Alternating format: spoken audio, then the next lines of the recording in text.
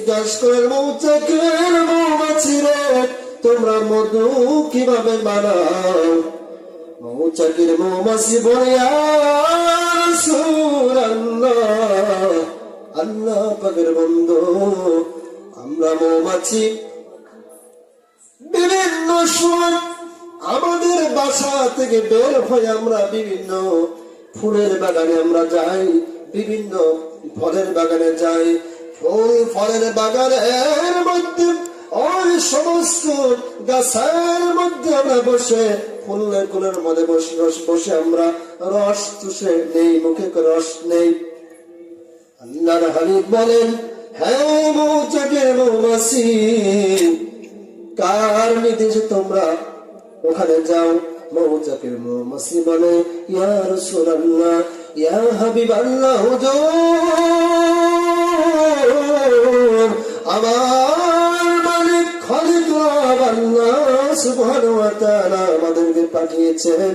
হে মৌমাছিরা, তোমরা যদি মধু তৈরি করতে চাও তাহলে তোমরা বিভিন্ন ফুলের বাগানে গিয়ে রস তোমরা মুখে চুষে নেবে, পাশাপাশি আমার আখির নবী মুহাম্মদুর রাসূলুল্লাহ সাল্লাল্লাহু আলাইহি ওয়াসাল্লাম হিসাবে দরুদ সালাম পাঠ করবে। সুবহানাল্লাহ। আল্লাহ বলেন, মৌচাকের মৌমাছি, আমি যে আখির নবী দুনিয়ায় পাঠাইলাম, সেই নবীর উপর আমি আল্লাহ নিজে স্বয়ং দরুদ পড়ি, সালাত সালাম পাঠ করি।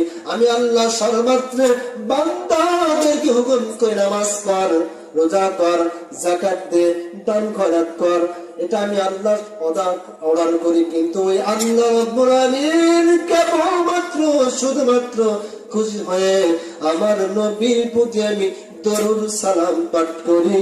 এই জন্য তোমরাও বিভিন্ন ফুলের বাগানে গিয়ে আমার নবীর প্রতি দরুদ সালাম পাঠ করো, আর ওই ফুলের রসগুলো তোমরা মুখের ভিতরে নিয়ে নিয়ে দরুদ সালাম পাঠ করো। চিৎকার দিয়ে বলুন সুবহানাল্লাহ।